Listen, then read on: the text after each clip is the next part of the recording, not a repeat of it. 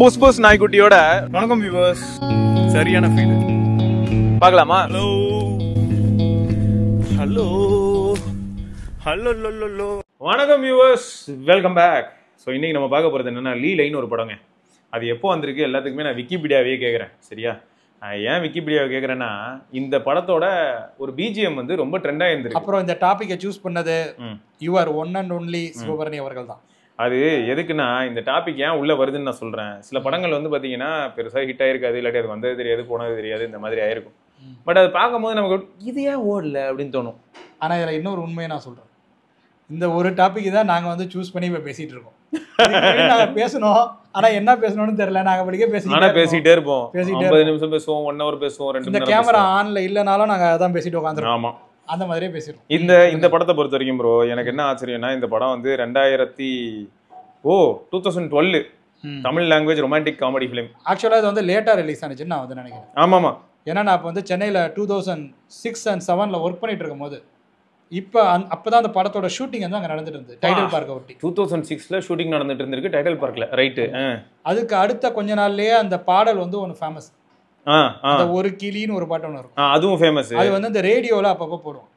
நம்ம வந்து கேப்ல வந்துட்டு இருப்போம், ஆபீஸ் முடிஞ்சு கேப்ல வந்து வீட்டுக்கு வந்துட்டு இருக்கும்போது அப்ப என்ன இருக்கும், நீங்க இப்ப பாக்குற மாதிரியான கட்டடத்துல ஏன் பாத்துட்டு இருந்தீங்க? வாய்ப்பே இல்ல. இந்த 200 feet ரோட் எப்படி இருக்கும் நான் சொல்றேன். நைட் டைம்ல அந்த சைடு வரதா இருந்தா கவனமா வா, அந்த சைடு வராதன்னு சொல்லிடுவாங்க. ஆமா, அந்த பாலம் வழிப்பறி கூட பாசிபிள். அந்த பாலம் இது கிடையாது, இந்த சைடே வர முடியாது. பல்லாவரம் ஃப்ளைஓவரும் கனெக்ட் ஆகல, கீழ்கட்டளை ஃப்ளைஓவர்லாம் கிடையாது. கீழ்கட்டளை கிட்ட போயிட்டு ரோடு வந்து அப்படியே அப்ரப்டா நின்னு கீழ மண்ணா போகும். சரவணா ஸ்டோர் கிடையாது, அந்த ரயில்வே ட்ராக் இருந்தது.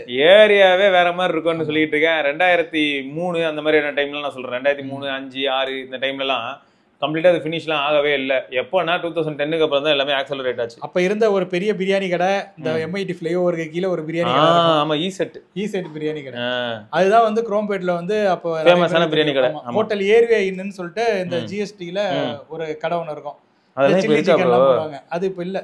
அப்ப பாருங்களேன், ஒரு சிலர்லாம் ட்ரெண்ட் செட்டரா இருந்து அவங்க ஃபேமஸா இருந்து நிறைய இடத்துல வந்து 2000, 2005 ஏதாவது ஃபங்க்ஷன் நடந்ததுன்னா அப்போ வீட்டுக்கு நம்ம ஆர்டர் பண்ணுவோம்ல மொத்தமா அந்த ஃபங்க்ஷனுக்காக. அப்போ நான்வெஜ் அப்படின்னு வரும்போது இப்போ இமானுவல் ப்ரோ சொன்ன மாதிரி அந்த ஈசெட் பிரியாணி தான் ஆர்டர் பண்ணுவாங்க நிறைய பேர். வீட்டுக்கு வந்து அந்த டவராவோட வந்துடும் எல்லாமே பிரியாணி. அது கூட வந்து ஒரு கத்திரிக்காய் தொக்கு மாதிரி ஒன்று கொடுப்பாங்க. ஆமா, அது வந்து வேற மாதிரி இருக்கும். அந்த கத்திரிக்காய் வந்து எப்படின்னா பாருங்களேன், லீலையில வந்து கத்திரிக்காய் வந்துருச்சு. இந்த கத்திரிக்காய் எப்படி போகும்னா, நாங்க வேர்க்கடலை மிக்ஸ் ப்ரோ. ஓகே, அதுவும் இருக்கும். வேர்க்கடலை அரைச்சு அதில் போட்டு அந்த ஃபிளேவரை என்ஹான்ஸ் பண்ணி அது ஒவ்வொருத்தரும் ஒரு மாதிரி பண்ணுவாங்க. அந்த டேஸ்ட் வேற மாதிரி இருக்கும். ஆக்சுவலா பாத்தீங்கன்னா அதை மட்டுமே சாப்பிட்றதுக்காக இப்ப எங்க மாமனார் இருக்காருல்ல, அவர் வந்து ஆபீஸுக்கு தொட்டுக்கிறதுக்குலாம் அதை வந்து ஒரு 100 கிராம் 200 கிராம்லாம் வாங்கி எடுத்துட்டு போயிருக்காரு. பிபி பயங்கரமா ஏறிட்டு. அப்படியா? அந்த பீரியட்ல நான் சொல்றேன், ரொம்ப வருஷத்துக்கு முன்னாடி. அப்ப அந்த மாதிரி அந்த டேஸ்ட் நல்லா இருக்கும். பட் அதுல எப்படி செய்யறாங்கன்னு இருக்குல்ல, அதுலயும் டால்டாலாம் போடுவாங்க. ஸோ அதெல்லாம் நீங்க வந்து பாத்துக்கோங்க. பிரியாணி நாங்க சொன்னதுக்காக நீங்க வந்து ரொம்ப பெருசா எடுத்துக்க. எனக்கு என்ன இருந்தது, அதனால சொன்னேன். 2012 இந்த படம் ரிலீஸ் ஆயிருக்கு. இதுல நடிச்சது யாரு அப்படின்னு பாத்தீங்கன்னா சந்தானம். அப்ப அநேகமா சந்தானம் எப்படி நடிச்சிருந்திருக்கணும் அப்படின்னு பார்த்தா காமெடிக்கு. இதுல இருக்க லீடு வந்து யாருன்னு பாத்தீங்கன்னா ஷிவ் பண்டிட்னு ஒருத்தர், மான்ஷி பராக்னு ஒருத்தங்க, கூட சந்தானம்னு 3 நேம் இருக்கு பாருங்க. லீடு ஸ்டாரிங் அப்படின்னு அப்படிதான் இருக்கு. அது நமக்கு சந்தானம் தான் தெரியும் கரெக்டா. இப்ப இதுல ஹைலைட் என்னன்னா, இது வந்து 2012 ரிலீஸ் ஆனாலும் நீங்க சொன்ன கணக்கு படி பார்த்தா 2006 கிட்ட வந்திருக்கு. எடுத்துக்காங்க 2008. சரி, ஓகே, எடுத்துருக்காங்க. அப்போ இது என்ன கணக்குல வருதுன்னா, சந்தானம் வந்து மன்மதன் இன்ட்ரோடியூஸ் ஆறாரா. மன்மதன் வந்து எப்போ 2005-4 சரி ஏதோ 4 இந்த மாதிரியான டைம். ஸோ அப்போ இதுல வரும்போதே பாத்தீங்கன்னா சந்தானமே வந்து ஒரு நமக்கு எப்படி இருக்கு தெரியுமா, சரி இந்த சந்தானத்தை நான் மிஸ் பண்றேன் அவர் இருக்கும். ஸோ லீலை நீங்க எல்லாரும் யூடியூப்லேயே பார்க்க முடியும். யூடியூப்ல ஆக்சுவலா 720p பிரிண்ட் அஃபிஷியலாவே இருக்கு. நீங்க அதே செக் பண்ணிக்கோங்க. நீங்க பாருங்க, பார்த்துட்டு உங்களோட கருத்துக்களை கண்டிப்பா கமெண்ட்ல சொல்லுங்க. இல்ல என்ன ஹைலைட்னா ப்ரோ, இந்த மியூசிக் இருக்கு பாத்தீங்களா, சதீஷ் சக்கரவர்த்தி. இது எப்படின்னா, நம்ம எஸ்ஆர்கே சொல்லிட்டு இருந்தா இதுல அந்த சில்லென்ற ஒரு கலவரம்னு ஒரு சாங் இருக்கும், ஜில்லென்ற ஒரு கலவரம்னு.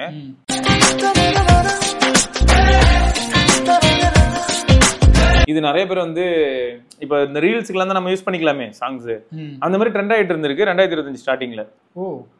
திடீர்னு என்னடா சாங் நிறைய பேருக்கு அப்ப என்ன, ஒரு மியூசிக் நல்லா இருக்கு கேட்க அப்படின்னும் போது நல்லா டக்கு டக்குன்னு எல்லாரும் பார்க்க வாய்ப்பு இருக்கு இல்லையா. ஆட்டோமேட்டிக்கா அதை போய் தேடுவாங்க. தேடும் போது இது என்ன லீலை, இது என்ன படம். ஸோ அப்படி ட்ரெண்ட் ஆயிருக்கு. ஸோ இந்த படம் வந்து இப்ப நான் யூடியூப்ல போய் பார்த்தேன்னு வைங்களேன், இதுல வந்து பாருங்க 10 months ago வந்திருக்கு, அதுக்கே 1 million வியூஸ் வரப்போகுது. ஸோ அந்த டைம்ல தான் யாரோ எடுத்தது வந்து 10 months முன்னாடி வந்திருக்கு. கலைஞர் டிவியோட கலைஞர் டிவி மூவிஸ்ங்கிற சேனல்ல தான் பப்ளிஷ் ஆயிருக்கு.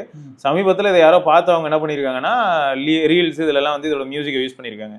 ஸோ இது எதுக்கு சொல்ல வரேன்னா, இதுல நான் உடனே இந்த மியூசிக் கேட்கவே நல்லா இருக்கு அப்படின்னும் போது அது மட்டும் இல்லாம கமெண்ட் செக்ஷன்ல வந்து எப்பயுமே படங்களை பார்த்துட்டு எல்லாரும் கமெண்ட் ஏதாவது போடுவாங்க இல்லையா, அதுல ஒருத்தர் போட்டிருந்தது தான் ஹைலைட். நான் லைக் கூட அதனால தான் போட்டிருப்பேன். No fight, no villain, no logical mistakes, worthy end, feel good movie. அது மட்டும்தான். ஸோ இது வந்து நான் ரொம்ப மிஸ் பண்றேன். ஏன்னா போன பதிவுலேயே நம்ம புலம்பியிருப்போம், கத்தி எடுத்து குத்துறது தான். இப்போ வந்து நீங்க வந்து ரசிச்சு பார்த்த ஒரு சில ஹீரோஸே இன்னைக்கு வந்து என்ன பண்றாங்க, கத்தி எடுத்து குத்துறாங்க. இதுல ட்விஸ்ட் என்னன்னா, அவங்க வாலிப பருவத்துல ஆள் சூப்பரா இருக்கும் போதே கத்தி எடுத்து குத்த மாட்டாங்க, யார்கிட்ட போய் சண்டை போடுவாங்க, பேசுவாங்க, இப்படிதான் இருக்கும். சண்டை போட்டு திருத்துவாங்க. இப்ப என்னடா அவருக்கே வந்து வாழ்க்கைன்னு தெரிஞ்சு பூமினா என்ன, எப்படி இருக்கு, அப்படி இப்படின்னு சொல்லி ஆன்மீகமே எடுத்துப்போம். அந்த அளவுக்கு யோசிக்கக்கூடிய ஒரு வயசுல கத்தி எடுத்துட்டு போய் வெட்டிக்கிட்டு இருப்பாரு, கழுத்தெல்லாம் துண்டு துண்டா. சத்திய சோதனை. சரியா? அதனால இந்த படம் பார்க்கும்போது கொலை செய்யறவங்களை தண்டிச்ச ஹீரோ கொலை செய்ய ஆரம்பிச்சிருக்கு. ஆமா, அந்த மாதிரி. ஆமா, கேட்டா அதான் தண்டனைங்கிறாங்க. சரி, ஓகே. இப்போ என்ன ஆகுதுன்னா, இதுல இந்த மாதிரி நிறைய விஷயங்கள் பார்த்தோம். இதுல அது மட்டும் இல்லாம ஸ்கிரீன் பிளே, படம் ஆரம்பிக்கும், ஒரு வாலிப வயசுல இருக்க ஒரு பையன் என்ன பண்ணுவான், அந்த மாதிரி. அது எப்படின்னா என்ன பண்ணுவான்னா, அவனுக்கு கேர்ள் ஃப்ரெண்ட் இருக்கிறது பிடிக்கும். ஸோ அந்த மாதிரி ஒரு படம். அப்போ கேர்ள் ஃப்ரெண்ட் வந்து சூஸ் பண்றதா இருந்தா லைஃப்ல வந்து 60-70 கேர்ள் ஃப்ரெண்ட் வச்சுக்கிட்டு வழங்க முடியாது. நமக்குன்னு கரெக்டான ஒரு பார்ட்னரை சூஸ் பண்ணணுங்கிறது வந்து அவனோட எய்மா இருக்கும் இதுல உள்ள ஹீரோக்கு. ஸோ அதை டிரைவ் பண்ணி தான் மூவி போகும்.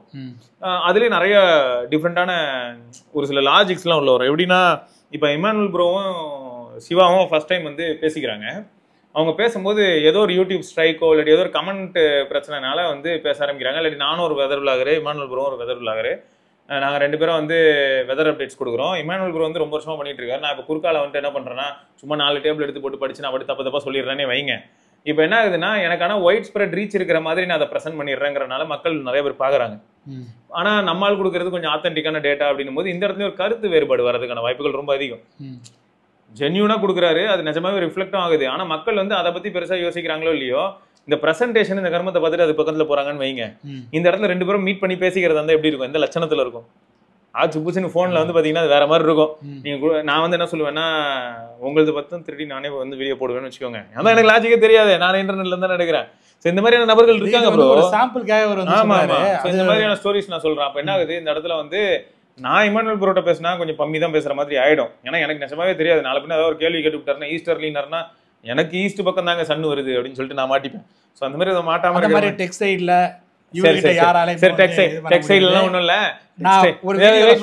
கட் பண்ணி தூக்கிட்டாரு. அதெல்லாம் இல்ல, இதுலயே கட் பண்ணுவோம், இந்திய அரசாங்கம் இதுலயே கட் பண்ணுவோம். இத கட் பண்ணாம போடுங்க.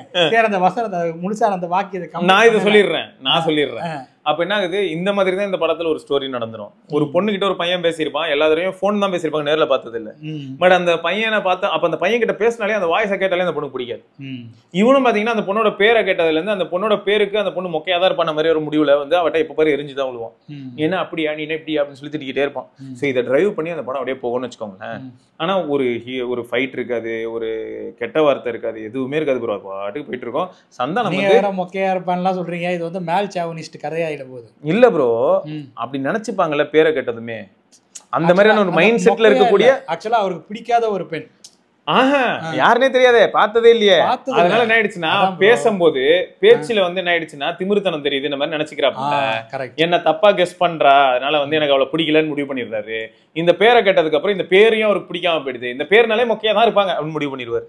சோ அந்த மாதிரி தான் வரும். அந்த மொக்கங்கிறதுக்கு அர்த்தம் வந்து அவருடைய அவருக்கு பிடிக்கல, அவரை விட அவரை வந்து தப்பா ஜட்ஜ் பண்றாங்க அப்படிங்கிற மாதிரி, எனக்கு பிடிக்கலையா அப்படின்னு சொல்லிட்டு அப்புறம் தான் ட்ரீட் பண்ணுவார். இப்ப என்ன ஆகுதுன்னா, இதுல நடுவுல வந்து நமக்கு நல்ல ஒரு ஆக்சலரேட் பண்ணி நம்மள ரொம்ப ஹாப்பி ஆக்குறதுக்கு சந்தானமோட பிரசன்ஸ் இருக்கும், பயங்கரமா இருக்கும்.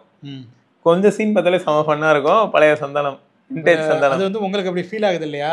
நான் அந்த படத்தை பார்க்கும்போது எனக்கு என்ன தெரியுமா ஃபீல் ஆனிச்சு, எதுக்கு அந்த படத்துல காமெடி அப்படிங்கிற மாதிரி எனக்கு. இல்ல கரெக்ட் தான், எனக்கு அது மாதிரி அந்த மாதிரி இல்ல கரெக்ட். ஏன்னா நீங்க வந்து இப்படியும் சொல்லலாம். ஆனா இந்த படத்துல எனக்கு அந்த காமெடி ஏன் பிடிச்சது அப்படின்னு பாத்தீங்கன்னா, ஐடில ஒர்க் பண்ற பையனோட மைண்ட் செட் மாதிரியான ஒரு சில விஷயங்கள். ஏன்னா சந்தானமும் ஐடில ஒர்க் பண்ணிட்டு இருப்பாரு. இல்ல இதுலயே ஒரு வித்தியாசம் இருக்கு பாருங்க. இப்ப அந்த படத்துல அந்த சந்தானத்தோட காமெடி எனக்கு பிடிச்சிருக்கு. நான் சொல்றது, இந்த படம் ரிலீஸ் ஆனிச்சுன்னு சொன்னீங்கல்ல, அந்த பீரியட்ல நான் பார்க்கும்போது எதுக்கு இந்த படத்துல காமெடி அப்படிங்கிற மாதிரி இருந்தது. இப்ப வந்து நம்ம வேற மாதிரி ஒரு வேர்ல்டுக்குள்ள சினிமாக்குள்ள போயிட்டதுனால இப்ப பழைய மாதிரி, இப்ப வடிவேலே ஒரு படத்துல ரீஎன்ட்ரி கொடுக்கும் போது, அது ரொம்ப வருஷத்துக்கு மதகஜ ராஜான்னு கூட ஒரு படம் ஒன்று வந்துச்சு. அந்த படத்தை நம்ம ரொம்ப நாள் கழிச்சு அது ரிலீஸ் ஆனதப்ப சந்தானம் இருந்தாரு.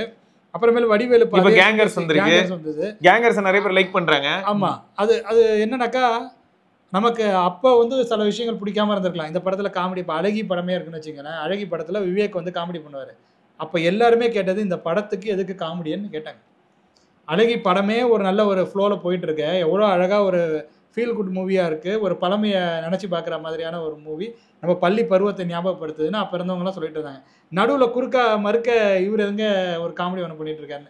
பட் இப்போ அதை பார்த்தாக்கா நமக்கு ரொம்ப ஆசையா இருக்கும் இந்த காமெடி. இப்போ எனக்கு இதுல ஏன் பிடிச்சதுன்னா ப்ரோ, இப்போ ஒரு ஹீரோ இருக்காங்க, ஒரு ஹீரோயின் இருக்காங்க, ரெண்டு பேருமே ஐடியில் ஒர்க் பண்றாங்கனாலும் இந்த ஹீரோவும் ஹீரோயினும் இருக்கிற அதே ஸ்பேஸ்ல தான் பாத்தீங்கன்னா சந்தானம் இருப்பாரு. அவர் வந்து எங்கேயோ வெளியில இருந்து ஒரு காமெடிக்காக உள்ள வர மாட்டார். அதனால நல்லா இருந்தது எனக்கு. ஏன்னா இவங்க இருக்கிற இடத்துலயே தான் அவரும் இருப்பாரு, அங்கேயே தான் ஒரு காமெடியும் நடக்கும் அப்படின்னும் போது அது லிங்க் ஆகி கொஞ்சம் நல்லா இருந்தது. அது மட்டும் இல்லாம ஐடியில் ஒர்க் பண்ற ஒரு பையன் வந்து என்ன நினைக்கிறான்னா, எனக்கு ஒரு கிராமத்து பொண்ணு தான் வேணும் அப்படின்னு சொல்லி தேடி போவாரு. அந்த காமெடிலாம் அல்ட்டியா இருக்கும். ஸோ அதெல்லாம் வந்து செமையா ப்ரெசென்ட் பண்ணியிருப்பாங்க. அண்ட் ஓவரால் மூவி எண்டு வந்து எப்படி இருக்கும்னா பயங்கரமா இருக்கும், ஃபீல் குட்டா, அப்படி ஜாலியா சூப்பரா போய் முடியும். எனக்கு இதுதான் ப்ரோ தேவைப்படுதுங்க. அந்த படம் வந்து விமர்சன ரீதியா அப்போ வந்து நிறைய பேரால பாராட்டப்பட்ட படம்.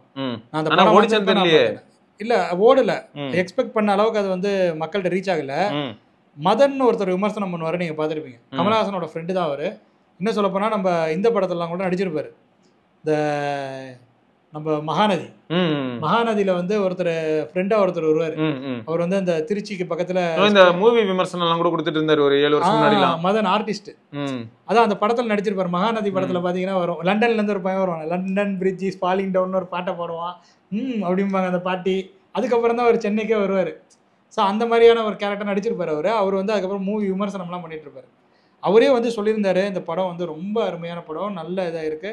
இந்த ஹீரோயினோட ஆக்டிங்கை கூட ரொம்பவே ப்ரைஸ் பண்ணியிருந்தாரு. மான்சி அவங்க வந்து ரொம்ப தமிழ் ஆடியன்ஸ் தயவு செஞ்சு இந்த ஹீரோயினை விட்டுறாங்க கொஞ்சம். அவங்க எனக்கு தெரிஞ்சு இந்த இதுல இருந்து ஆர்டிஸ்ட் எல்லாருமே அந்த ஒன்று தான் நடிச்சாங்கன்னு நினைக்கிறேன். அதுக்கப்புறம் அட்வர்டைஸ்மெண்ட் நடிச்சாங்க. அப்படியா?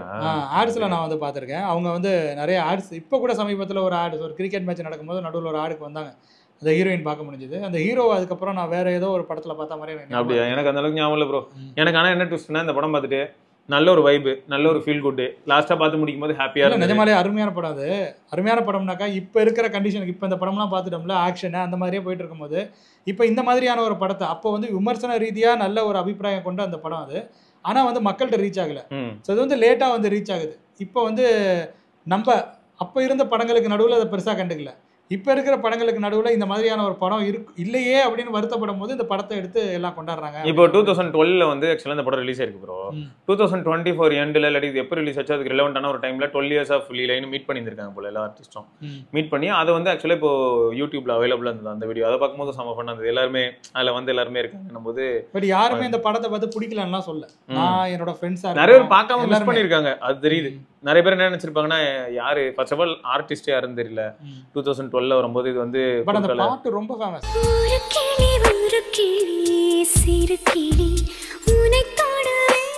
ப்ரோ இந்த பாட்டு ஃபேமஸ். நீங்க சொன்ன அந்த ஒரு கிளி ஒரு பக்கம் இருக்கட்டும் ப்ரோ. இல்ல அந்த ஒரு கிளி பாட்டே ரொம்ப ஃபேமஸ்ங்கற. இதுல இன்னொரு ட்விஸ்ட் என்னன்னா, இதுல வந்து இந்த அந்த சதீஷ் சக்கரவர்த்திங்கிறவர் தான் மியூசிக் போட்டிருக்காரு. அது மட்டும் இல்லாம பொன்மாலை பொழுது, அப்புறம் ஜில்லுன்ற ஒரு கலவரம், இந்த சாங்லாம் லிரிக்ஸே அவர் தான் எழுதியிருக்கு. கூட வந்து இங்க பாருங்க, உன்னை பார்த்த பின்பு, அப்புறம் ஒரு கிளி ஒரு வழின்னு நீங்க சொன்னீங்கல்ல, பொன்மாலை பொழுதுன்னு எனக்கு ஞாபகம் வருது. என்னுயிரேன்னு அதுல ஒரு பாட்டு ஒன்று இருக்குல்ல, இங்கே கேளுங்க. உன்னை பார்த்த பின்பு ஒரு கிளி ஒரு வழின்னு நீங்க சொன்னீங்கல்ல, யாருன்னு பாருங்க, வாலி. ஓகே ஓகே சரியா? எல்லாம் கொஞ்சம் வெயிட் தான் இருந்திருக்கு, ஆனா பெருசா இல்ல. அந்த பாட்டுல இருக்கிற லிரிக்ஸ் அவ்வளவு ஆழமா இருக்கும். அது ஒரு டிஃப்ரெண்டான ஒரு, அந்த எடுத்த விதமும் டிஃப்ரெண்டா இருக்கும். தமிழ் சினிமாவில் சில வித்தியாசங்கள் இருக்குன்னா, அது ஏதோ ஒரு டெம்பிள்ல போய் எடுத்த மாதிரி இருக்கும். அந்த இடத்துல வந்து ஹீரோவும் ஹீரோயினும் வந்து அவங்க ஓடிக்கிட்டு இருப்பாங்க, அவர் துரத்திட்டு இருப்பாரு, பாட்டு முழுக்க அவங்க ஓடிட்டு இருப்பாங்க, இவர் துரத்திட்டு இருப்பாரு, அப்பப்ப 2 பேரும் இது பண்ணுவாங்க. அது வந்து ஒரு காதல், அது வந்து ஒரு ஃபீல் அது வந்து கொடுக்கணும்னு வச்சுங்களேன். அந்த மாதிரி அந்த வரி நல்லா இருக்கும். எனக்கு வந்து அந்த பிஜிஎம்லாம் கேட்டுட்டு யார் இந்த மியூசிக் டைரக்டர் தான் தோணும். உயிரல்ல உயிரிது உனக்கு தான் கொடுத்ததோ அந்த வரி வரும். இங்க பாருங்க, நல்ல வரி. வாலி தானே எழுதியிருக்காரு. இங்க பாருங்க, திருச்சியில இன்ஜினியரா வந்திருக்காரு. ஓகே சரியா? என்ஐடில. ஆமா, இங்க இருங்க, ஒர்க் அண்டர் ஏஆர் ரஹ்மான். ஆமா, 2006ல எல்லா நிறைய மூவிஸ்ல மியூசிஷியனா வந்திருக்காரு. ஃபர்ஸ்ட் மியூசிக் கம்போசிஷன் லீலையில தான். சரியா? அந்த பாட்டெல்லாம் சூப்பர் பாட்டு. ஆமா, செமையா இருக்கும். எனக்கு அப்புறம் என்ன ட்விஸ்ட்னா, இவருதான் மியூசிக் டைரக்டர்னே தெரியாம இந்த கனிமொழியில உள்ள ஒரு பாட்டை வர கேட்டு அதுல என்ன போட்டிருக்கு, லீலைன்னு போட்டு 2009 டேட் போட்டிருக்கா. அப்ப 2008 2007 ஷூட் பண்ணப்பட்ட படம் தானே. ரிலீஸ் ஆனது 2012. ஆமா. இதுல ஹைலைட் என்னன்னா அந்த கனிமொழின்னு இருக்கிறது வந்து அது தெரியும், ஜெய் நடிச்ச படம் அது. ஆமா, ஜெய் ஒரு புது ஹீரோயின். அப்புறம் அந்த வசந்தன் கோ அந்த இப்ப எம்பியா இருக்காரு, அவர் நடிச்சிருப்பாரு.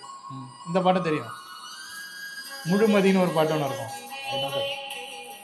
இதெல்லாம் இப்ப கேட்கும்போது எப்படி இருக்குன்னா, இதெல்லாம் நாங்க ஆஃப்லைன்ல கேட்டுட்டு இருந்தோம் சார், பயங்கரமா இருக்கும் சார் அப்படி இருக்கு வரும் ப்ரோ. இதெல்லாம் வந்து நான் நிஜமா அப்ப என்னன்னா நம்ம 5800 மாதிரியான போன் என்ன இதெல்லாம் நான் ஆஃப்லைன் ட்ராக்கா வச்சிருந்தேன் ப்ரோ. 2010 ப்ரோ கனிமொழிலாம். எனக்கு எப்படி இருக்குன்னா, யாரும் இந்த மியூசிக் டைரக்டர்னு பார்க்க தோணல. ஆக்சுவலா அந்த பாட்டு தான் ஃபர்ஸ்ட் ஃபேமஸ். அந்த பாட்டு இந்த டிவிக்கு நடுவுல எல்லாம் போடுவாங்க, டிவில நம்ம. ஆமா, சன் மியூசிக்லாம் அப்ப அப்படிதானே ப்ரோ. இசையருவி சன் மியூசிக் தான் ஃபேமஸ் ப்ரோ. நிறைய பேர் வீட்ல எப்படி இருந்ததுன்னா, எங்க வீட்ல அப்படி கிடையாது ப்ரோ. எங்க வீட்ல எப்படி இருக்கும்னா, நார்மலா வந்து ஏஎம் ஓடிட்டு இருக்கும், எஃப்எம் ஏஎம் இருக்கும் இல்லையா. ஏஎம்ல வந்து காலைல பாத்தீங்கன்னா நியூஸ் கரெக்டா ஓடும், தமிழ் நியூஸ் ஓடும், அப்புறம் இங்கிலீஷ் நியூஸ் ஓடும், எல்லாமே வந்து ஒளிபரப்பு ஃப்ரம் டெல்லி அதுலயே வந்துடும். சரியா? அதுதான் மேக்ஸிமம் எங்க வீட்ல ஓடும். டிவி போட மாட்டாங்க. தேசபக்தராவே வாழ்ந்துருக்கீங்க. சரி, அது மேக்ஸிமம் வீட்ல டிவி எல்லாம் ஓடாது. ஆனா அதே சமயம் பக்கத்து வீடு எல்லா இடத்துலயும் பாத்தீங்கன்னா எப்படி இருக்கும்னா, நார்மல் நிறைய பேர் வீட்ல மார்னிங்கே பாத்தீங்கன்னா சன் மியூசிக் இந்த மாதிரி தான் ஓடிட்டு இருக்கும். என்னங்க நீங்க சொல்றத பார்த்தா 2010ல தூர்தர்ஷன் நியூஸ் தான் கேட்டுட்டு இருந்தீங்களா? ஆமா, பெரிய விஷயங்க. இவர் சொல்றதெல்லாம் நான் பாத்தீங்கன்னா, நான் வந்து 88 89ல வந்து தூர்தர்ஷன் நியூஸ் எங்க வீட்டுல வந்து ஓடும். அதுல செய்கை மூலியமா ஒருத்தவங்க வந்து. ஆமா, அது வந்து வீடியோல. அதான் வீடியோ. நான் ஆடியோல தான் கேட்டுட்டு இருப்பேன் அதையும். அதையும் ஆடியோல தான் கேட்பேன். ஆமா, என்கிட்ட வந்து ஒரு ரெட் கலர்ல ஒரு ரேடியோ மாதிரி ஒன்று, எமர்ஜென்சி லேம்ப் ரேடியோ ஒன்று உண்டு. அந்த எமர்ஜென்சி லேம்ப் ரேடியோவை ஒரு ஹூக்ல மாட்டி வச்சிருப்போம். அதுல வந்து என்ன பண்ணா ஏஎம் எஃப்எம் ட்ரிகர் உண்டு. ஏஎம் போட்டு நான் ஏஎம்ல தான் கேட்டுட்டு இருப்பேன். All India akasha. கரெக்ட். அது ஏன்னு எனக்கு தெரிஞ்சுட்டு, டெக்லயே புரள்ற ஒரு நபருக்கு அப்பப்ப ரிலாக்ஸேஷன் தேவைப்படுது. அதுல இருந்து அந்த டீடாக்சிபிகேஷன் மாதிரி இவர் வந்து டீடெக்கிகேஷன் அது ஒரு வார்த்தையை நீங்களே புதுசா உருவாக்கிங்க. வாழ்க்கையே அப்படிதான் இருந்தது. இந்த பழக்கத்துக்கு காரணம் யாருன்னா இப்ப எங்க அப்பா தான் சொல்லணும். அவங்க வந்து மேக்ஸிமம் ஏஎம் தான் போட்டு வச்சிருப்பாங்க. ஸோ அந்த ஆல் இண்டியா ரேடியோல இருந்து ஓடுமா, ஸோ அதான் கேட்பேன். டிவி எங்க வீட்டுல ஆனே பண்ண மாட்டோம் ப்ரோ. ரொம்ப ரேரு. டிவி வந்து எப்பயாவது ரொம்ப ரேரா தான் ஆன் பண்ணுவாங்க. நல்ல படம் ஒன்று போட போறான் அந்த வீக்கெண்டு அப்படின்னா போடுவாங்க. அப்படி இல்லைன்னா நான் காலேஜ் டைம்லலாம் எப்படின்னா, அப்பா ஆஃபீஸில் இருப்பாங்க, நான் காலேஜ் முடிச்சு வீட்டுக்கு வந்திருப்பேன். அப்போ நான் என்ன போடுவேன் அப்படின்னு பார்த்தீங்கன்னு வைங்களேன், அந்த டைமில் நான் வந்து சன் மியூசிக்கோ இசையரவியோ இல்லாட்டி ஆதித்யாவோ அப்படியும் இல்லைன்னா இந்த மூணுத்தையும் தாண்டி இன்னொன்று போடுவேன். அதான் ஜோக்கா இருக்கும். சுட்டி டிவி, ஜாக்கி சான் பார்ப்பேன். நடுவில் இவர் நம்ம மயில்சாமி இருக்காருல்ல, அவர் வந்து ஒரு சேனல்ல சன் டிவின்னு நினைக்கிறேன். ஆமா, ஷோ பண்ணிட்டு இருப்பாரு. ஆமா, காமெடி ஷோ மாதிரி. அது கொஞ்சம் டிஃப்ரெண்டா இருக்கும். ஏன்னா போன்ல வந்து நம்ம பெப்சி உமா அந்த மாதிரி பாட்டு கேட்டு நம்ம வந்து பழகிட்டோம். அப்படி இருக்கும்போது சன் மியூசிக் அதையே வந்து 24 hours செய்ய ஆரம்பிச்சிட்டாங்க. பேசி கடி ஜோக்லாம் கூட சொல்லலாம். ஒரு ஜோக் அப்படிங்கும்போது நைட் நேரத்துல நம்ம பாக்குறது, சாப்பிட்டுட்டு நைட்டு தூங்குறதுக்கு முன்னாடி எல்லா பேரண்ட்ஸ் எல்லாம் வந்து உட்காந்துட்டு சும்மா காலேஜ் அப்ப ஆமா காலேஜ் அப்பெல்லாம் முடிச்சு நீங்க இப்ப சொல்றீங்கல்ல, இந்த இடத்துல எனக்கு ஒண்ணு தோணுது. நான் வீட்டுக்கு வர்ற வரைக்கும் எப்படியும் லேட்டா தான் வருவேன் நைட்டு. அதனால நான் வீட்டுக்கு வர்ற வரைக்கும் ஏதாவது பாத்துட்டு இருப்பாங்களா, அப்ப இந்த காமெடி டைம், அந்த சன் மியூசிக். இந்த காமெடி டைம்ஸே வந்து ஆக்சுவலா என்னாச்சுன்னா, காமெடி டைம்ஸ்க்கு அடுத்து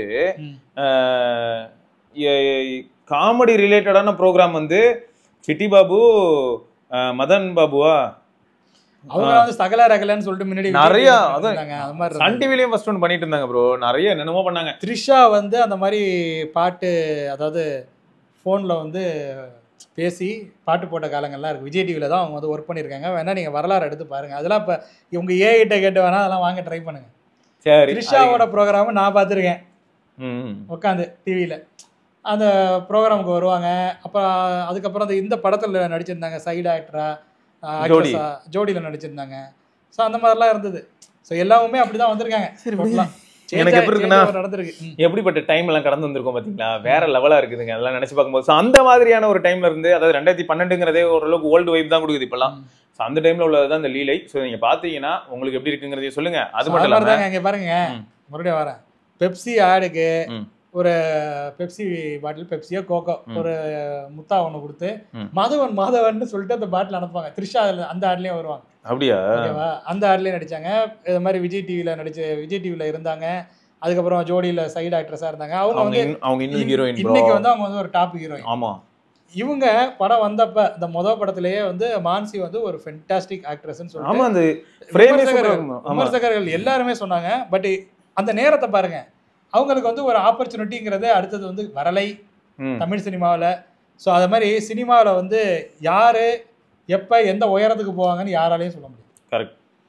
அதனால அது ஒரு வித்தியாசமான இடம் சொல்லிடலாம். இல்லை ப்ரோ, பயங்கரமான ஆக்டிங் ப்ரோ. இங்கே முயற்சி மட்டும் பத்தாது, திறமை மட்டும் பத்தாது, நேரம் கூடி வரணும். சூப்பர் ஸ்டாரே சொல்லியிருக்காரு, இது எல்லாமே இருந்தாலும் இந்த பாட்டு தான் வேணும்னு. அந்த பாட்டு தான். அந்த இடத்த பாருங்க. அது மட்டும் இல்ல, இதை வந்து கலாச்சிருப்பாரு டேரக்டர். ஏன்னா அப்பப்போ அவன் கையை பிடிப்பான்ல, ஏங்க கையை ரொம்ப முறுக்குறாருங்க அப்படின்னு. அது எல்லாரும் ரொம்ப எங்கல்ல செம்ம ஃபன்னா இருந்திருக்கு ஷூட்டிங் ஸ்பாட். அவங்க ஓடுவாங்க. ஆக்சுவலா பாத்தீங்கன்னா ஒரு எப்படி நம்ம சேனல்ல இதை நீங்க பேசுவீங்களா அப்படிங்கிறது தெரியல. ஒரு காதல் வந்து அதிகமா தலைக்கேறும் போது ஒரு ஊடல், அதோட சேர்த்த ஒரு காமம், இது எல்லாம் ஒன்று கூடும் போது வரக்கூடிய ஒரு காதல் கொந்தளிப்பு சொல்லலாம். 28 மில்லியன் பறந்துருக்கு. அது செம்ம பாட்டு ப்ரோ. அது இங்க பாருங்க, கடல்ல கப்பல் தத்தளிக்குதுல, அந்த மாதிரி தான் வந்து காதல், இந்த மாதிரி இந்த ஊடல், இந்த காமம் இதெல்லாம் சேர்ந்த ஒரு நபர் வந்து அந்த கப்பல் மாதிரி தான். அதனாலதான் வாலி தத்தளிப்பாங்க. அதனால வாலி வந்து அவருடைய எழுத்துக்கள் அதுதான் ப்ரோ, உடல் அல்ல உயில் அது உனக்கு தான் கொடுத்தது. அந்த வார்த்தை எனக்கு இன்னும் ஞாபகம் இருக்கு. அந்த பாட்டுல வரும். தலைவர் மிரட்டி இருக்காரு. படமே டிஃபரெண்டா இருக்கும், நீங்க பாத்துட்டு சொல்றீங்க சரியா? அதே மாதிரி உயிர் இது சரிங்க பாருங்க. இதே மாதிரியான ஃபீல் குட் மூவிஸ் வேற ஏதாவது ஒரு 10 வருஷம் 15 வருஷம் முன்னாடி வந்து இருந்ததுன்னா கூட மறக்காம கீழ கமெண்ட்ல. அந்த படத்துல இன்னும் நல்ல விஷயங்கள்லாம் இருக்கு. அப்போ வந்து அந்த கட்டடம் எல்லாம் காட்டுவாங்களா பாத்துறீங்களா? அந்த ஐடி பார்க் தான் வந்து பெருசா இருக்கும். ஆமா, அங்க இருக்கிற அந்த பில்டிங் எல்லாம் பாத்தீங்கன்னா நமக்கு ஒரு நாஸ்டாலஜிக் ஃபீலிங் ஞாபகப்படுத்தும். கண்டிப்பா. இன்னொன்னு என்னன்னா, அடையாறுல எப்படி இருந்தது அந்த பில்டிங், அது மட்டும் இல்ல ப்ரோ, உள்ள இவங்க ஃபர்ஸ்ட் ஆஃப் ஆல் எல்லாரும் இருக்கிற மைண்ட் செட்டை பாருங்க. எம்ப்ளாயிஸ் அவங்க ஒர்க் பண்ணிட்டு இருக்கிறதும் பிளஸ் அதே சமயம் அவங்களோட கேஃப்டேரியால வந்து அவங்க பிஹேவ் பண்ற விதம் எல்லாமே வேற மாதிரி இருக்கு. இப்ப அப்படி இல்ல. இப்ப நான் ஆபீஸ் போகும்போதெல்லாம் எனக்கு தான் தெரியுது, நான் தான் பார்த்தேனே. அது வந்து ஒரு கோல்டன் ஏராங்க ஐடி இண்டஸ்ட்ரியில. வந்து அந்த சேலரி வந்து டபுள் ஆகுறது, 1 இயர்ல ஆன்சைட் வந்து டக்குன்னு அமைகிறது, அந்த பீரியட்லாம் வந்து நம்ம இருந்தோம்னாக்கா அது வந்து நமக்கு நிறைய நட்புகளை உருவாக்கி கொடுக்கும். எப்போ வேணாலும் போய் காஃபி குடிச்சிக்கலாம், எப்போ வேணாலும் போய் சாக்லேட் மில்க் போட்டு குடிச்சிக்கலாம். நிஜமாதான். அது டைமிங் ஆக்சுவலாக நான் ஒர்க் பண்ண ஆஃபீஸில் டைமிங்கே கிடையாது. டைடலில் அதே ஆஃபீஸ் காரப்பாக்கத்தில் இருந்தது, ஹடாஸ் ரோடா அந்த இதில் இருந்தது. அங்கெல்லாம் வந்து டைமிங் உண்டு. இது மாறும் ப்ரோ, இது உண்மைதான். டைடல் பார்க்ல டைமிங்கே கிடையாது. இல்ல இதே மாதிரி எப்படின்னா, இப்ப சிடிஎஸ்ஏ எடுத்துக்கிட்டீங்கன்னா அது ஏன் இந்த டைமிங் மாதிரியான ஃபேக்டர்ஸ் மாறுது அப்படின்னும் போது இந்த பிரான்ச்சோட ஹெட் இருப்பாங்கல்ல, அவங்க கை கீழே தான் இருக்கும். அது ஓகே புரியுது. அவரோட மைண்ட் செட் வந்து டிஃப்ரெண்டா இருக்கலாம். இதுல ஹைலைட் என்னன்னா, இப்ப இமானுவல் ப்ரோ சொல்றாங்கல்ல, இப்போ எப்படின்னு எனக்கு தெரியலங்க. இப்போ வந்து ரொம்ப இப்போ ஏன்னா இன்வால்மெண்ட்டுங்கிறது இப்போ ரொம்ப கம்மியாயிடுச்சுங்கிறது அது அர்த்தம். அப்போ எப்படி இருந்ததுன்னா, ஒரு 15 வருஷம் முன்னாடி யாராவது நமக்கு ஃப்ரீடம் கொடுக்குறாங்கன்னு தோணுதுன்னு வைங்களேன், வேலை பார்க்குற இடத்துல ஃப்ரீடம் கொடுக்குறாங்கன்னா எம்ப்ளாயிஸ் வந்து ரிட்டர்ன் என்ன பண்ண முடியும்னு பார்ப்பாங்க. இப்போ எனக்கு வந்து 8 ஹவர்ஸ் ஒர்க் ப்ரோ, 8 ஹவர்ஸ் நாங்கள் இருக்கணும்ன்றது தான் ஹைலைட்னு வச்சுக்கோங்களேன். இப்போ ஆனால் இவர் என்ன சொல்றாருன்னா, ஆனால் நான் வந்து 3 மணி நேரத்துலயோ 4 மணி நேரத்துலயோ எஃபெக்டிவா அதை முடிக்க முடியுன்ற மாதிரியான எம்ப்ளாயி ஆல்ரெடி நான் எவாலுவேட் பண்ணி வச்சிட்டேன். என் சுச்சுவேஷன் என்னன்னு எனக்கு தெரியும், நான் முடிச்சிருவேன்னு வைங்க. நான் ஆனால் ஆஃபீஸ்க்கு அதனால என்ன பண்றேன், சீக்கிரம் வரேன், வேலையை 4 மணி நேரம் 5 மணி நேரத்துல முடிக்கிறேன், கிளைண்ட் இந்த மாதிரியான விஷயங்களையும் முடிக்கிறேன், நான் கிளம்புறேன்னாலும் காரணமா இருக்கு ப்ரோ. பொருளாதாரம் ஒத்துழைக்கல. வெளிப்படையா பேசணும்னாக்கா, அப்போ ஒருத்தர் இருக்காருன்னு வச்சுங்களேன், அவர் தான் அந்த ஹெட். அவர் இப்ப இந்தியாவுக்கே ஹெட் மாதிரி. அவரும் வந்து அதே ஆபீஸ்ல இருந்தார். அவருக்கு கீழே ஒரு 30 ப்ராஜெக்ட் நம்ம இருக்கு. ஆமா, எங்க ப்ராஜெக்ட் மேனேஜர் கையில ஒரு 6 ப்ராஜெக்ட் தான் இருக்கு. அவர் என்ன சொல்லுவார், he is very lucky, only 6 project is having, சந்தோஷமா இருப்பார். ஏன்னா அந்த 30 ப்ராஜெக்டோடைய அந்த பெயினுங்கிறது அவருக்கு வந்து தெரியும். இல்ல இது நான் பாத்துறேன் ப்ரோ, உண்மைதான் நீங்க சொல்றது. இல்ல அதுக்கான சேலரின்னு இருக்குல்ல, அது இருக்கு. அந்த சேலரி அவர் அவ்வளவு தூரம் ஹார்ட் ஒர்க் பண்றாங்க. எனக்கு வந்து தெரிஞ்சுன்னா நைட் அந்த மனுஷனை நான் பாத்துருக்கேன், காலையிலேயே அந்த மனுஷனை பாத்துருக்கேன். தெரியும் நீங்க சொல்றது என்னன்னு. காலையிலேயே வந்துருவாரு. நான் இப்பயும் நீங்க சொல்ற எல்லாமே வந்து அப்படின்னோட டீம்ஸ்ல பாப்பேன். இப்ப பாரு, நான் ஒன்னா ஒரு சிலர் நீங்க பாருங்க, 2 விஷயம் இருக்குங்க. இப்போ எனக்கே ஒரு நாளைக்கு வந்து 4 கால் ஸ்கெடியூல் ஆயிருக்குன்னா, அந்த காலையில் அட்டன் பண்ணலனாலும் ஆட்டோமேட்டிக்காக டீம்ஸில் ஸ்டேட்டஸ் வந்து நான் காலில் இருக்கிறதா தான் மாறும். ஸோ அதுவும் உண்டு. அது ரெட் கலரில் மாறிடும். என்னென்னா நான் வந்து பிஸியாக இருக்கேன், நான் வந்து காலில் இருக்கேன், நீங்கள் மேலே வச்சு பார்த்தீங்கன்னா என்னோட ஸ்டேட்டஸ் சொல்லும். இதில் ட்விஸ்ட் என்னன்னா, மேக்ஸிமம் வந்து ப்ராஜெக்ட் ஹேண்டில் பண்ணுற மேனேஜர்ஸ்க்கு கிளைண்ட் மீட்டிங்ஸ் ரொம்ப அதிகமாக இருக்கும். இப்போ 30 ப்ராஜெக்ட்லாம் இருந்தால் அப்போ என்ன கணக்குன்னா, 5 நாள் ஒரு வாரத்தில் நம்ம ஒர்க் பண்ணுவோம். இந்த 5 நாளில் 30 ப்ராஜெக்ட்டுக்கான அப்டேட் கால்ஸ் கண்டிப்பாக அட்டன் பண்ணி ஆகணும். அப்போ அவங்க ஷெட்யூல் எப்படி போட முடியும்? நார்மலாக இப்போ 1/2 hour ஒரு கால் போடுறோம் அப்படின்னாலும் அப்போ எப்படி நான் சண்டேஸ்லேயே பார்த்துருக்கேன். இப்போ ப்ராஜெக்ட் லைவ் போகிறதுன்னு சொல்லுவாங்க. ஆமாம், நீங்கள் கேள்விப்பட்டிருக்கீங்க. முதல்ல வந்து ஒரு குறிப்பிட்ட டேட்டா வந்து இப்போ டேட்டா மைக்ரேஷன்னா ஒரு சில டேட்டாஸை முதல்ல அவங்க போட்டு காட்டுவாங்க, இதை நாங்கள் மைக்ரேட் பண்ணி காட்டியிருக்கோங்கிற மாதிரி. அங்கே ஒரு ஒர்க் ஒன்று நடக்கும். அங்கே இருக்கிற டீமு இவங்கெல்லாம் வந்து ஒன்றா, யூஎஸ்ல இருக்கிறது, ஹாங்காங்கில் இருக்கிறது எல்லாம் வந்து வந்துடும். வந்து இப்போ ஒன்றா வந்து நடக்கும். அந்த டைமில் பார்த்தீங்கன்னா விடிய கண்ணு முடிச்சுட்டு இருக்கும். அப்போ பேக்கப்புக்கு என்னெல்லாம் கூப்பிட்டுருவாங்க, உங்க பசங்கள்ல யார் வந்து பயங்கரமா இது பண்றா தீவிரமா, அதை இந்த பையன் சொல்லிட்டு விட்டுறாரு. நம்ம எஸ்பி ஒருத்தர் இருக்காரு, இந்த பையன் நல்லா பண்ணுவான்ட்டு, தம்பி நீ வந்துரு அப்படின்ட்டு நைட்ல உட்கார வச்சிருவாங்க. அப்ப நமக்கு என்ன ஒர்க்குனாக்கா, அவங்களுக்கு தேவைப்பட்டா ஒரு டேட்டாவை நம்ம ரன் பண்ணி நம்ம வந்து மைக்ரேட் பண்ணி போய் உட்கார வைக்கிறது தான் வேலை. அதுக்காக சும்மா டெம்பரரியா அப்படி உட்கார வச்சிருப்பாங்க பேக்கப்புக்கு. ஆனா ட்விஸ்ட் என்னன்னா அப்படி வந்து உட்கார்ந்து அதுக்கு பேமெண்ட் உண்டு. ஆமா, பேமெண்ட்ல தருவாங்க, அலவன்சஸ் உண்டு. ஆனா இப்போ அதெல்லாம் ரொம்ப கம்மியாச்சு ப்ரோ. இப்போனா அதெல்லாம் கம்மியாச்சு. அதான் ப்ரோ நான் சொல்றேன், ஒரு 10-30 ப்ராஜெக்ட் பார்த்தாருல, நைட்டு போனாரு காலைல வராருல, அவரோட குடும்பமே பார்த்தீங்கன்னாக்கா அவரோட அந்த சேலரிங்கிறத அப்போ அந்த ரேஞ்சுக்கு 2007ல் நீங்கள் மேக்ஸிமம் சேலரி வந்து 10 லட்சம். நான் இருந்த கம்பெனியில் மேக்ஸிமமாக ஒருத்தருக்கு மாதம் 10 லட்சம் சேலரி. அது தவிர்த்து அதை தாண்டி கிடையாது அந்த எம்ப்ளாயீஸை பொறுத்த வரைக்கும். அவருக்கு ஒரு பாதினே வச்சுங்க 5 லட்சம். 2007ல் 5 லட்சம் கணக்கு நீங்கள் பார்த்துக்கோங்க. அந்த 5 லட்சத்தில் திருவான்மையூரில் 6 மாதம் சேலரியில் ஒரு வீடு வாங்கிடலாம். வீடுனா நான் சொல்றது அப்பார்ட்மெண்ட் கிடையாது. 15-20 லட்சத்துல அப்பார்ட்மெண்ட் இருக்கும். 2006 2007 டைடல் பார்க் பக்கத்துலேயே. அவர் வந்து அப்போ ஒரு சேலரி 1 இயர் சேலரியே சேர்க்கிறாருன்னு வச்சுப்போம். 1 இயர் சேலரியை சேர்த்தாக்கா ஒரு வீடு வாங்கிடலாம். அதான் மாசம் சேலரி சொல்றாருங்க. ஆமா, நிறைய பேர் வந்து பர்றானம் நினைச்சுக்க போறீங்க 10 லட்சம் மாச சேலரியே நான் சொல்றேன். அத மாதிரி ஒரு கொஞ்சம் ஒரு லோனுக்கு எல்லாம் போட்டு கொஞ்சம் இது பண்ணா ஒரு 1 crore அப்போ வந்து ஒரு வில்லா கிடைக்கும். நம்ம வந்து கிரவுண்ட் ஃப்ளோர்லயே இருக்கலாம், அந்த ஈஸியார்லயே வாங்க முடியும். அப்படிதான் இருந்தது பிரைசஸ் எல்லாமே. அந்த அளவுக்கு சேலரிஸ் இருந்தது. இது வந்து இதனால தான் அப்போ என் கூட இப்போ மேனேஜராக இருக்காங்களா, அவங்களாம் 70,000 80,000 இருக்கும். இதனால தான் வந்து விலைவாசினா ஏறிச்சான்னு கேட்டிங்கனாக்கா, இப்போ நிறைய பேர் சொல்கிறாங்க இல்லையா, பர்ச்சேசிங் பவர் பயங்கரமாக இருந்தது. ஐடி கம்பெனிஸால தான் வந்து டோட்டலாக அந்த எக்கனாமியே வந்து இதுவானதுங்கிறத படத்துலேயே ஒரு டைரக்டர், ஒரு வெல் எமர்ஜ்டு டைரக்டர், அவர் வந்து படங்களில் அடிக்கடி முந்தைய காலங்களில் சொன்னது வந்து ஐடி நிறுவனங்கள் வந்த பிறகு தான் இங்கே விலைவாசி ஏறினுச்சு, இங்கே வாடகைக்கு வீடு கிடைக்கல, இந்த மக்கள் வந்து வெளியேற்றப்பட்டாங்க அப்படிங்கிற மாதிரியான விஷயங்கள்லாம் சொல்லுவார். பட் ஐடினால மட்டும் இது வந்து நடக்கலைங்கிறத நான் வந்து உறுதியாக வந்து நம்புகிறேன். ஐடினால ஒரு வளர்ச்சி ஒன்று இருந்தது, சேலரி இன்க்ரீஸ் ஆனிச்சு, நிறைய பேர் அங்கேருந்து வந்தாங்க. அதுக்கப்புறம் இப்போ சேச்சுரேட் ஆகிட்டு இப்போ சேலரி வந்து ரொம்ப நெருக்கடியான நிலைமையில் இப்போ ஐடி இருக்குது. இப்போ இவங்க ஐடியில் அந்த சேலரி இன்க்ரீஸ் ஆகும்போது இதுக்கு தகுந்த மாதிரி கவர்மெண்ட்டும் வந்து கவர்மெண்ட் எம்ப்ளாயிஸ்க்கு சேலரி ஹைக் பண்ணி கொடுக்க ஆரம்பிச்சாங்க. அதுக்கப்புறம் அவங்களும் பர்ச்சேஸ் பண்ண ஆரம்பிச்சிட்டாங்க. இன்னைக்கு நிதர்சனமான உண்மை, ஒரு கவர்மெண்ட் எம்ப்ளாய்க்கு இருக்கிற சேலரி ஒரு ஐடி எம்ப்ளாய்க்கு கிடையாதுங்கிறது தான். நீங்க வந்து ஒயிட் காலர் ஜாப்னு ஐடி எம்ப்ளாயை சொல்லிக்கலாம், இல்லாட்டி சேலரி இருக்கு இல்லைன்றத விடுங்க, சேலரியை தாண்டி அவங்களுக்கு அலவன்சஸ் அண்ட் ஃபெசிலிட்டிஸ் இருக்கும். அலவன்சஸ் இருக்கு ப்ரோ, அவங்களுக்கு மாசம் மாசம் சம்பளம் வரும். இப்போ அவங்களால ஒரு லோனை வந்து தைரியமா எடுக்க முடியும். நீ அடுத்த வருஷம் எனக்கு ஜாப் இருக்குமான்னு தெரியாத ஒரு நம்ம ப்ராஜெக்ட் போச்சுனா முடிஞ்சது. நீங்க சொன்ன 30 ப்ராஜெக்ட்ல இப்பலாம் short lived 6 months project 3 months project பேசணும். பட் நிறைய தப்பா எடுத்துக்கிட்டாங்க. தப்பா எடுத்துக்கிட்டு என்ன சொன்னாங்கன்னா, என்ன தைரியம் நீ அதே எப்படின்னா என்ன தைரியம் தான் நீங்க வந்து கவர்மெண்ட்ல வந்து அவ்வளவு கொடுக்குறாங்கன்னு நினைக்கிறீங்க, அப்படிலாம் கிடையாது, தப்பா சொல்றீங்க அப்படின்னு சொல்லி. இல்ல நீங்க 7th பே ஸ்கேல் சேலரியோட அந்த டீடைல்ஸ் எல்லாம் போய் பாருங்க. இப்போ 2026ல 8th பே ஸ்கேல் வரும். ஓகேவா, 2016ல 7th பே ஸ்கேல் இம்ப்ளிமெண்ட் ஆனிச்சு, 2006ல 6th பே ஸ்கேல் இம்ப்ளிமெண்ட் ஆனிச்சு, 96ல ஒரு பே ஸ்கேல் இம்ப்ளிமெண்ட் ஆனிச்சு. இப்படியே வந்து பே ஸ்கேல் வந்து 10 வருஷத்துக்கு ஒரு தடவை ரிவைஸ் பண்ணிட்டே இருப்பாங்க. இப்போ 2026ல மறுபடியும் ஒரு ஹைக் வந்து வரும். சேலரியில் சில டிஃபரன்சஸ் நம்மளால பார்க்க முடியும் கண்டிப்பா. ஓகேவா, ஸோ அந்த மாதிரி இந்த 6th பே ஸ்கேல்னு இருக்குல்ல, அது 5thலேருந்து 6th ட்ரான்ஸ்ஃபர் ஆகும்போது ரொம்ப பெரிய அளவில் ஒரு டிரான்ஸ்ஃபர்மேஷனை கொடுத்துச்சு. ஏன்னா அதில் கிரேட் பேன்னு ஒரு சிஸ்டம் ஒன்று இருக்கும். 7th பே ஸ்கேலில் அந்த கிரேட் பே சிஸ்டத்தை கொஞ்சம் எடுத்துட்டாங்க. அதில் கிரேட் பேன்னு ஒன்று வச்சு, அது இல்லாமல் உங்களுக்கு வந்து டிஏன்னு இருக்கும், டியர்னஸ் அலவன்ஸ். இது வந்து ஒரு வாட்டி இந்த இதுலேயும் வந்து இன்க்ரீஸ் ஆகிட்டே இருக்கும். அது வந்து 90% 1 or 2% போயிட்டுனா 100% டிஏனா என்ன அர்த்தம்னா உங்கள் சேலரி அப்படியே டபுள் ஆகுதுன்னு அர்த்தம். ஓகேவா, இதெல்லாம் வந்து மக்களுக்கு வந்து நிறைய பேருக்கு புரியுறது இல்லை. கவர்மெண்ட் செக்டாரில் இருக்கிறவங்களுக்கு இதை அண்டர்ஸ்டாண்ட் பண்ணிக்க முடியும், டியர்னஸ் அலவன்ஸனுடைய அந்த பவர் என்ன அப்படிங்கிறது வந்து. ஸோ இந்த மாதிரி வந்து சேலரி வந்து கவர்மெண்ட்டும் கொடுக்க ஆரம்பித்த பிறகு இது வந்து பர்ச்சேசிங் பவர், அவங்களும் நிறைய வீடு வாங்க ஆரம்பித்தாங்க, ஈஸியாக லோன் போட ஆரம்பித்தாங்க. அப்போ தான் அந்த ஓஎம்ஆரில் அந்த மிகப்பெரிய பிரச்சனைகள்லாம் வந்துச்சுங்கிற மாதிரி நான் வந்து பார்க்குறேன். இல்ல அந்த டைம்ல நீங்க சொன்ன மாதிரி இன்னொன்னு என்னன்னா, இந்த கவர்மெண்ட் எம்ப்ளாயிஸ்க்கே பாத்தீங்கன்னா அக்கௌண்ட் மேக்ஸிமம் எங்க இருக்குன்னா ஐஓபி, எஸ்பிஐ இந்த மாதிரி இருப்பாங்க. இல்ல ட்விஸ்ட் என்னன்னா, எஸ்பிஐ என்னடானா இவங்க தலையில எல்லாம் போய் கிரெடிட் கார்டு கட்டிட்டு வந்து, எங்க அப்பா தலையில எல்லாம் வந்து கிரெடிட் கார்டு போட்டு போனாங்க. என்னத்துக்கு போட்டாங்கன்னே தெரியாது, கிரெடிட் கார்டுக்கு ஒரு ஃபீ இருக்குன்னே தெரியாம எங்க அப்பா அந்த கார்டை வேற வாங்கி வச்சிருந்தாங்க. எங்க வேணான்னு சொன்னாலும் தள்ளி விட்டு போனாங்க, ஏமாத்தி கொடுப்பாங்க. அதான் வேணான்னு சொன்னாலும் தள்ளி விட்டு போனாங்க. இந்த ஊர்ல இருந்து பேசல, நாங்க சென்னை HDFC, எனக்கு சொன்னது இதுதான், சென்னை HDFCல இருந்து பேசுறோம். நீங்க வந்து உங்க பேர்ல கார்டு வந்துட்டு நீங்க அதை வாங்கிட்டு வேணா நீங்க வந்து இது பண்ணிக்கலாம், நீங்க வந்து வாங்காம இருக்க முடியாது அப்படின்னாங்க. அது எப்படி வாங்காம இருக்க முடியும், சரி நேரில் போய் பார்த்துக்கலான்ட்டு HDFCல போய் ஃபோன் போட்டா ரிங் ஆகுது, பக்கத்தில் இருக்க அந்த அம்மா.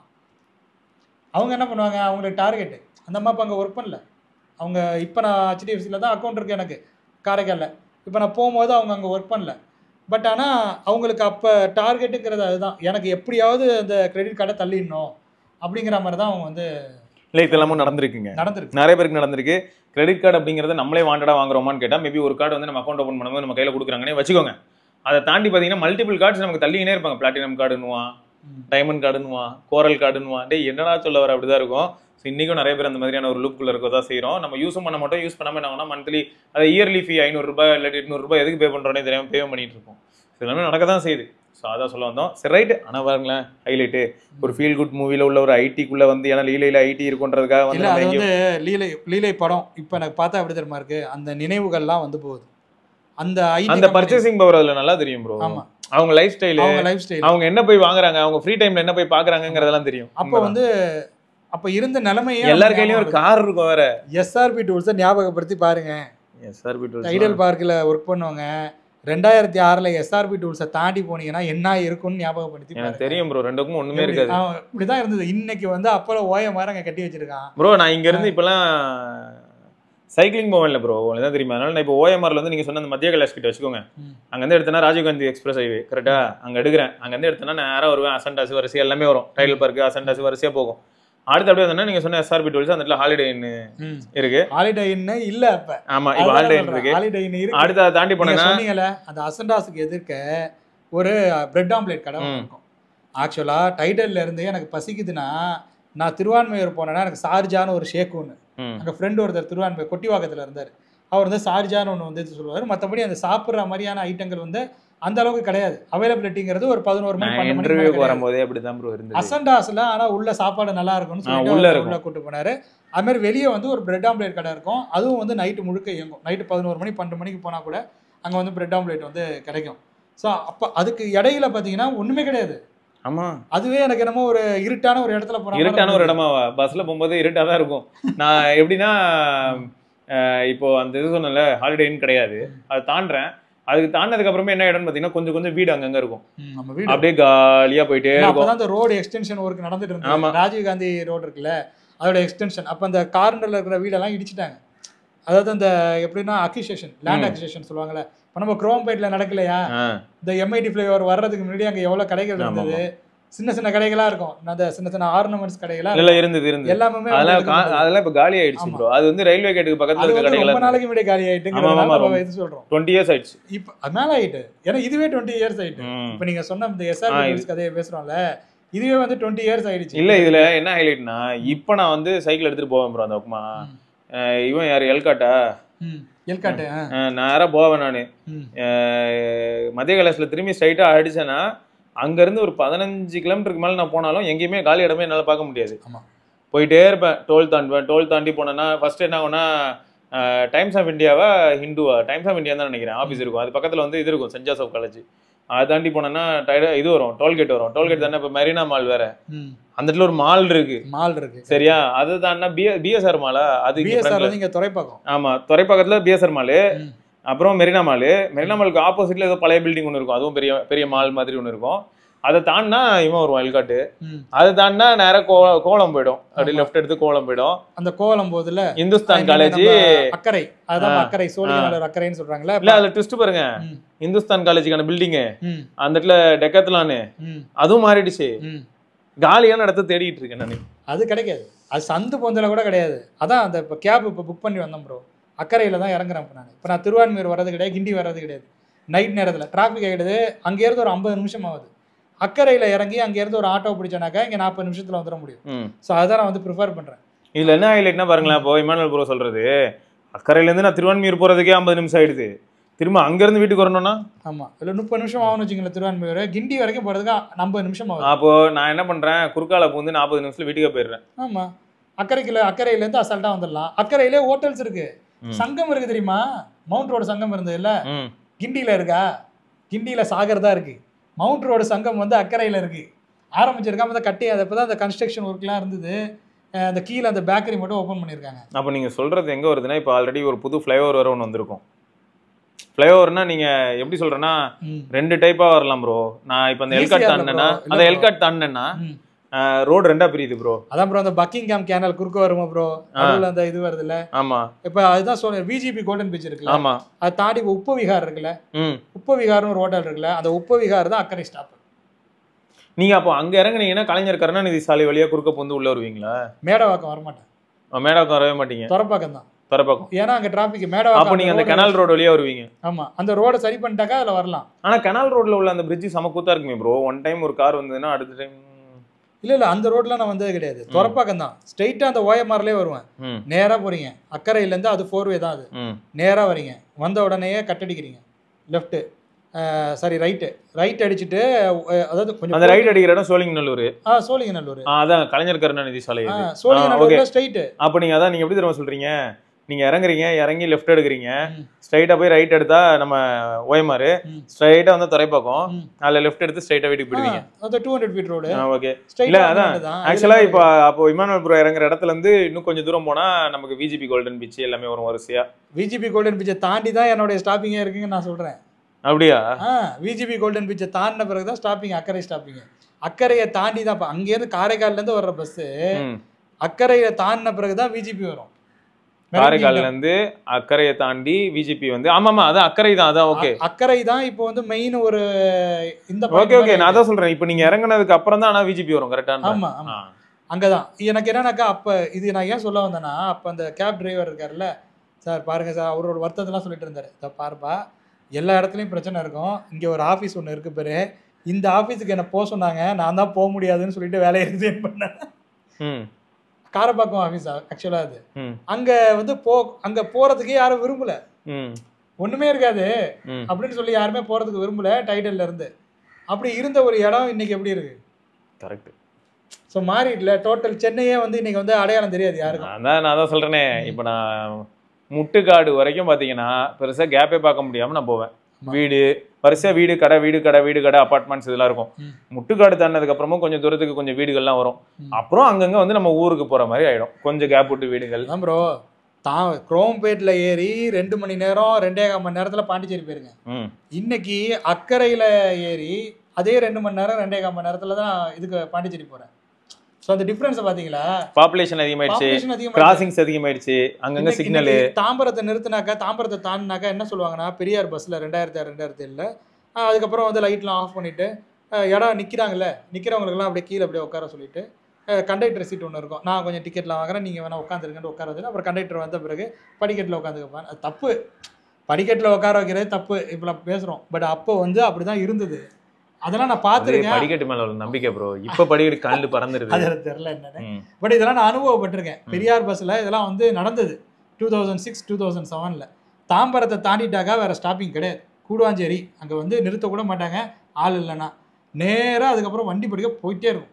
அடிச்சு நிமித்துட்டு அவங்க படிக்க ஒரு 60-70 போனாங்கன்னாக்கா, இப்பெல்லாம் 90-100 போகலாம். ஆனால் ட்விஸ்ட் என்னன்னா அத்தனை இடத்துல நிற்க வேண்டியதா இருக்கு. டோல்கேட் இருக்கு, ஏகப்பட்ட இடத்துல வந்து கிராசிங் சிக்னல் இருக்கு. இல்லை இதுதான் இப்படி இருக்குனாக்கா, பாண்டிச்சேரியோட வளர்ச்சி அது வேற தனியாக வந்து போயிட்டு இருக்கு. இன்னும் கொஞ்சம் நாளில் 2 இப்படி வந்துடும் இருக்கு. இப்போ நாவலூர் இதெல்லாம் வரைக்கும் உங்களுக்கு வந்துட்டு எக்ஸ்டெண்ட் ஆகிட்டுன்னு வச்சுங்க. சிட்டி வந்து அந்த மாதிரி போயிட்டு இருக்கு. இன்னும் கொஞ்சம் நாளில் உங்களுக்கு வந்து திருப்பூர் வரைக்கும் இது வந்து எக்ஸ்டெண்ட் ஆகிடும். அது என்னன்னா ஈசிஆரில் வந்து இப்போ வந்து கோட்டைக்குப்பங்கிறது தமிழ்நாடு இதான காலால்பேட்டில் தான் ஏதோ ஒரு பஸ் ஸ்டாண்டு அப்படிங்கிற மாதிரி ஒன்று போட்டிருந்தாங்க. எனக்கு தெரியல, வரப்போதான்னு தெரியல. அந்த நான் போகிற பஸ்ஸுக்கு அந்த ஸ்டாப்பிங் இருக்குல்ல, நியூ பஸ் ஸ்டாண்ட் ஆர் இது. நீங்க அந்த ஈசிஆர் வழியா போகும்போது ஆனா நீங்க இது மட்டும் நிறைய பார்த்துருப்பீங்க ப்ரோ, கவர்மெண்ட் ப்ராஜெக்ட்ஸ் நிறைய போயிட்டு இருக்கும். ஆமா, அந்த டீசாலினேஷன் அது இதுன்னு போயிட்டே இருக்கும். இது சேட்டலைட் டவுன் வந்து மகாபலிபுரம், ஓகேவா? அங்கதான் ஒரு அவுட்டர் ரிங் ரோடு வருது, சிபிஆர்எல் நம்ம சொல்றோம், சென்ட்ரல் பெரிஃபரல் ரிங் ரோடோ சிபிஆர்ஆர் பேரு, அது வருது. அதுக்கான ஒர்க் போயிட்டு இருக்கு. அது வந்து கிட்டத்தட்ட 8 வே மாதிரி வரும்னு நினைக்கிறேன். ரொம்ப பெரிய லெவலில் லேண்ட் எக்ஸிஷன் பண்ணிட்டு இருக்காங்க. அது பார்க்கும் போதே தெரியுது. மேலே ஒரு ஃப்ளைஓவர் மாதிரி வருது அங்கே. அதையெல்லாம் தாண்டி தான் நம்ம வந்து போகிறோம். போய் கொஞ்சம் தூரத்துலேயே பார்த்தீங்கன்னா அந்த பாண்டிச்சேரி பார்டரில் இருக்கிற அந்த இது வந்து டக்கு டக்குன்னு வருது.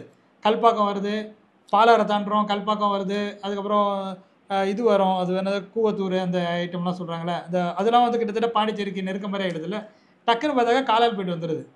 நம்ம வந்து கொஞ்ச நேரம் தான் ட்ராவல் பண்ணுற மாதிரி இருக்குது அக்கறையிலேருந்து ஏறினாக்கா. அதுவே நம்ம சிட்டிலேருந்து போனோம்னா அசோக் நகரில் போட்டுட்டு சமயத்துலேருந்து ஸ்ரீமிட்டாயில் கொஞ்சம் ஐட்டங்கள்லாம் வாங்கிட்டு போகலாம் அப்படின்னு சொல்லிட்டு அங்கே போய் போடுவேன். அங்கே நான் போயிட்டு அதில் ஏறி அதை தாண்டி இங்கே வந்து நீங்கள் இருந்து அது ஃபர்ஸ்ட் கூடுவாஞ்சேரி தாண்டக்குள்ள அது வந்து ஒரு டைமிங் இருக்குது. அதை நம்ம வந்து இந்த பீக் ஹவர்ஸில் அது மாதிரி நம்ம ட்ராவல் பண்ணவே முடியாது.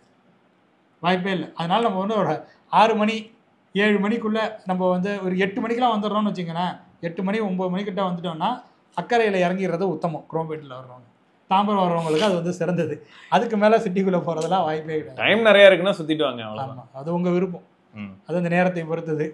அதான் உங்கள் டைமில் வந்து இந்த 2.25 மணி அதை தெரிஞ்சுக்கிட்ட நிறுவனங்கள் தான் அங்கே அக்கறையில் வந்து கடையாக இருக்குது. இப்போ ஹோட்டலுக்கு பஞ்சமே கிடையாது.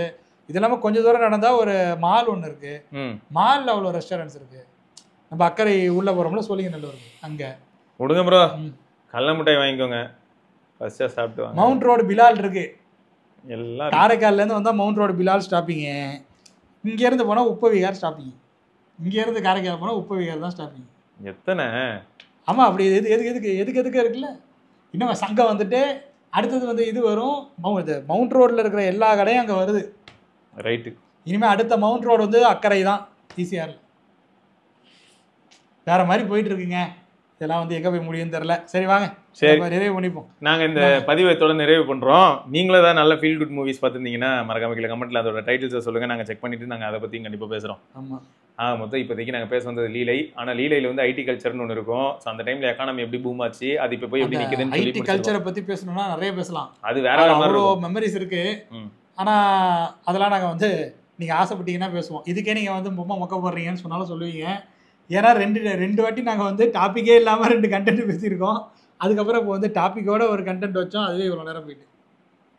சரி ஓகே பாப்பாங்க. ஆனால் இப்படிப்பட்ட ஆளுங்க தான் நாங்கன்றதை ஞாபகம் வச்சுக்கோங்க. ஆமாம், நீங்கள் வந்து ஸ்கிரிப்ட் எல்லாம் நீங்கள் எதிர்பார்க்க நேரில் வந்து நீங்கள் எங்களை மீட் பண்ணிங்கனாலும் இப்படி தான் நாங்கள் பேசிகிட்டு இருப்போம். ஆமாம், சரியா? நம்ம அப்படி பேசிகிட்டு இருப்போம், அவ்வளோதான் வித்தியாசம். உங்களுக்காகவே ஒரு நாள் நாங்கள் வந்து ஸ்கிரிப்ட் எழுதி, நான் எழுத போகிறேன் ஒரு நாள் ஸ்கிரிப்ட் எழுதி, நம்ம வந்து இதை வந்து இன்டர்நேஷ்னல் லெவலில் அந்த இதை வந்து மேக் பண்ணணும். நம்ம எடிட்டர்ஸ் எல்லாம் கொஞ்சம் தயார் பண்ணுங்க.